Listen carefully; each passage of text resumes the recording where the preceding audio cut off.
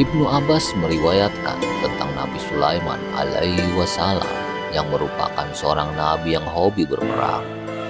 Beliau melakukan peperangan di laut dan di darat. Suatu ketika beliau mendengar bahwa di jazirah seberang lautan ada seorang raja. Beliau pun lalu berangkat menuju jazirah tersebut dengan menaiki angin yang diikuti oleh bala tentara yang terdiri dari jin. Setelah sampai ke tempat tujuan yang dimaksud, beliau pun melancarkan serangan hingga sang raja tersebut terbunuh dan berhasil menahan seluruh penghuni kerajaan. Seorang gadis cantik yang kecantikannya dan keindahannya belum pernah beliau saksikan sebelumnya. Dialah putri raja yang terbunuh itu. Nabi Sulaiman alaihi wasallam akhirnya memutuskan untuk mengambilnya sebagai seorang istri. Nabi Sulaiman alaihi wasallam menemukan padanya sesuatu yang tidak ditemukannya pada orang lain. Demikian juga kadar kecintaan beliau terhadapnya melebihi kepada istri lainnya. Suatu hari saat Nabi Sulaiman alaihi wasallam datang menemuinya, istri itu berkata, "Aku ingat akan ayahku, kerajaan dan peristiwa yang menimpanya. Jika Anda berkenan, sudilah kiranya memerintahkan sebagai setan untuk membuat patung ayahku di rumah ini, sehingga setiap pagi dan sore aku dapat menatapnya. Mudah-mudahan hal tersebut dapat menghilangkan kesusahan dan hatiku menjadi tenang kembali." Mendengar permintaan sang istri, Nabi Sulaiman alaihi wasallam memerintahkan Sakher al-Marid agar membuat patung sosok ayah sang istri. Dan hasilnya sungguh luar biasa. Bahkan tidak seorang pun menyangka bahwa patung itu tidak bernyawa, karena nyaris sempurna seperti ayah sang istri. Maka diletakkanlah patung tersebut di sudut rumah. Sang istri lalu menghiasi patung itu dengan mengenakan pakaian padanya, sehingga patung itu sama seperti keadaan ayahnya semula. Ketika Nabi Sulaiman alaihi wasallam sedang keluar rumah, sang istri itu segera mendatangi patung tersebut bersama para dayang-dayangnya. Kemudian ditaburkan wewangian. Selanjutnya sang istri bersujud di hadapan sang ayah yang diikuti oleh dayang-dayangnya. Sementara itu, Nabi Sulaiman sendiri tidak mengetahui atas apa yang dilakukan sang istri, hingga hal itu berlangsung selama 40 hari. Berita tentang apa yang dilakukan oleh sang istri beserta para dayang itu akhirnya terdengar juga oleh semua orang, dan sampai juga kepada Asib bin Barkhaya. Asib bin Barkhaya adalah sahabat karib Nabi Sulaiman alaihi wasallam. Pada suatu hari, Asib bin Barkhaya datang menghadap Nabi Sulaiman dan berkata, "Wahai Nabi Allah, sungguh aku amat senang berada pada suatu tempat di mana pada tempat itu aku dapat mengingatkan kembali kisah para nabi terdahulu dan dapat memujinya sesuai dengan pengetahuanku tentang mereka." Mendengar penuturan Asib bin Barkhaya, Nabi Sulaiman alaihi wasallam lalu mengumpulkan orang-orang, dan Asib pun berdiri untuk mengisahkan tentang para nabi Allah terdahulu.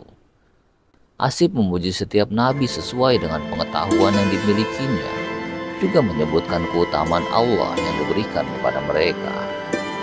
Akhirnya kisah-kisah yang disampaikan itu sampai juga kepada tentang pribadi Nabi Sulaiman alaihi wasallam. Asib pun menyebutkan keutamaan dan anugerah Allah yang telah diberikan kepadanya semasa beliau muda. Kemudian tiba-tiba Asib terdiam, tidak melanjutkan ceritanya. Nabi Sulaiman pun merajuk, lalu masuk ke dalam kediaman beliau. Dia pun memerintahkan agar memanggil Asib. Setelah Asib datang menghadap, beliau bersabda, "Wahai Asib, kamu telah menyebutkan kisah para nabi terdahulu, dan kamu telah memujinya sesuai dengan pengetahuanmu tentang mereka pada setiap periodenya. Akan tetapi, ketika kamu menyebutkan kisahku, dan kau juga telah memujiku dengan adanya kebajikan yang aku lakukan ketika aku belia, namun kamu tidak melanjutkan kisahku saat aku menginjak usia lanjut. Apa sebenarnya yang telah kulakukan ketika aku telah menginjak usia lanjut ini?" Asib pun menjawab, engkau telah melakukan sesuatu yang baru, yakni di dalam rumahmu ini telah menyembah selain Allah, di bawah pimpinan seorang wanita. Jawab Asif Barkhaya. Di rumahku? Tanya Nabi Sulaiman. Betul, di rumahmu, jawab Asif meyakinkan. Innalillahi wa innalillahi rojiun. Aku baru tahu sekarang. Aku yakin bahwa apa yang kamu katakan itu karena ada yang telah memberitahu kepadamu. Nabi Sulaiman alaihi wasallam menimpali. Nabi Sulaiman alaihi wasallam bergegas pulang ke rumah. Beliau mencari patung tersebut lalu menghancurkannya hingga menjadi debu. Lalu ia menghukum istri beserta semua dayang yang ikut menyembah patung tersebut. Beliau kemudian meminta agar diambilkan pakaian bersih untuk dikenakannya, lalu keluar menuju sebuah tanah lapang. Di sana beliau menghamparkan abu, lalu bersimpuh di atasnya menghadap kepada Tuhan untuk memohon ampunan. Dengan merendahkan diri sambil menangis serta memohon ampun kepada Allah, ia berkata, "Wahai Tuhanku, cobaan apa yang sebenarnya engkau timpakan kepada keluarga Nabi Daud, di mana mereka telah menyembah selain engkau, di rumah keluarga mereka telah disembah selain engkau." Nabi Sulaiman alaihi wasallam tetap bertahan dengan apa yang dilakukannya itu hingga hari menjelang sore. Setelah itu, barulah beliau pulang ke rumah. Pada saat itu beliau mempunyai dayang bernama Aminah. Suatu kebiasaan Nabi Sulaiman, ketika beliau hendak pergi ke kamar mandi atau menunaikan hajat dengan salah seorang istri beliau, senantiasa melepas cincin dan menitipkannya kepada Aminah. Beliau selalu memakai cincin tersebut dalam keadaan suci. Allah telah menjadikan kekuatan kerajaan beliau pada cincin tersebut. Suatu ketika Nabi Sulaiman hendak mengambil air wudhu. Beliau lalu menyerahkan cincin tersebut kepada Aminah. Tiba-tiba datanglah jin kafir bernama Sakhr al-Marid, mendahului Nabi Sulaiman masuk ke dalam tempat wudhu. Nabi Sulaiman alaihi wasallam sendiri masuk ke kamar kecil untuk buang air dahulu sebelum mengambil air wudhu. Ketika beliau masih berada di kamar kecil, si setan Sakhr al-Marid keluar dengan berubah bentuknya seperti Nabi Sulaiman, sambil mengkibas-kibaskan jenggotnya dan air wudhu. Dan sedikit pun tidak ada yang menduga bila dia bukanlah Nabi Sulaiman. Sulaiman palsu itu pun kemudian berkata, "Mana cincinku, wahai Aminah?" Aminah pun memberikannya dan sama sekali tidak menduga bila orang yang meminta cincin itu bukanlah Nabi Sulaiman yang asli. Setelah menerima cincin tersebut, Sulaiman palsu kemudian mengenakannya di jarinya dan pergi berlalu menuju singgasana Nabi Sulaiman. Di atas singgasana itu, Sulaiman palsu dikelilingi oleh sekawanan burung, jin, dan manusia. Setelah selesai menunaikan hajat dan menyelesaikan wudhunya, Nabi Sulaiman alaihi wasallam keluar dan menemui Aminah, lalu meminta cincinnya. "Mana cincinku?" pinta Nabi. "Siapa engkau ini?" tanya Aminah. "Aku adalah Sulaiman bin Daud," jawab Nabi Sulaiman alaihi wasallam. Saat beliau berkata demikian, keadaan Nabi Sulaiman alaihi wasallam sudah berubah dari keadaan semula dan hilang pula kewibawaannya, karena Nabi Sulaiman tidak memakai cincinnya. Mendengar jawaban Aminah itu, sadarlah Nabi Sulaiman bahwa beliau telah melakukan kesalahan.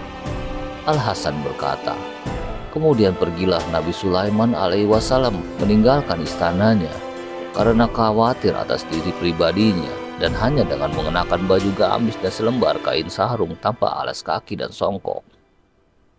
Akhirnya sampailah beliau ke sebuah pintu rumah di jalan raya pada saat beliau merasakan kepayahan karena lapar, haus, dan sangat kepanasan. Beliau pun mengetuk pintu tersebut dan keluarlah seorang wanita seraya berkata, "Apa tujuan Anda datang kemari?" "Aku ingin bertemu sebentar. Anda saksikan sendiri, aku sedang kepanasan. Kedua belah kakiku terbakar dan aku sangat kelaparan dan kehausan," jawab Nabi Sulaiman. "Suamiku sedang tidak ada di rumah," kata wanita itu. "Aku tidak bisa menerima tamu laki-laki asing.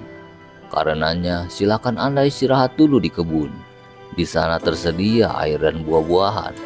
Anda boleh memakan buah-buahan yang ada di dalamnya dan mandi di sana. Jika suami saya telah datang, akan saya mintakan izin kepada Anda untuk menerimamu. Bila suami saya mengizinkannya, Anda boleh bertemu. Dan bila tidak, Anda telah mendapatkan rezeki dari Allah karena telah memakan buah-buahan dan mandi, dan Anda boleh pergi. Nabi Sulaiman alaihi wasallam pun pergi ke kebun dan mandi. Sesudah mandi, Nabi Sulaiman alaihi wasallam merebahkan diri hingga beliau tertidur. Namun ada lalat yang mengganggunya. Tiba-tiba datanglah seekor ular hitam menggigit sebatang ranting pohon kayu wangi dari kebun tersebut. Dengan sebatang ranting itu, ular hitam tadi mengusir lalat-lalat tersebut dari Nabi Sulaiman. Hal ini terus berlangsung sehingga datanglah suami wanita itu, dan berceritalah sang istri kepada suaminya perihal adanya seorang tamu asing. Mendengar cerita dari sang istri, suami wanita itu lalu datang menemui Nabi Sulaiman. Setelah dia melihat ada seekor ular dan apa yang dilakukannya terhadap diri Nabi Sulaiman, dipanggilnya sang istri seraya berkata, "Kemarilah dan lihatlah keajaiban ini." Mendengar panggilan sang suami, si wanita pun datang dan melihat apa yang sedang terjadi. Lalu keduanya menghampiri Nabi Sulaiman dan membangunkannya. Mereka pun berkata kepada beliau, "Wahai Kisanak, ini adalah rumah kami. Kami tidak akan melakukan sesuatu yang akan memberatkanmu. Inilah putriku, akan kujodohkan kepadamu." Putri mereka itu seorang wanita yang sangat cantik.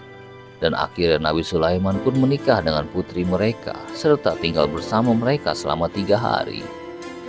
Setelah genap 3 hari, Nabi Sulaiman alaihi wasallam hidup bersama mereka. Beliau kemudian berkata, "Aku harus pergi untuk mencari pekerjaan demi kepentingan diriku sendiri dan juga istriku." Setelah berkata demikian, maka Nabi Sulaiman pun pergi untuk menemui orang-orang yang biasa berburu.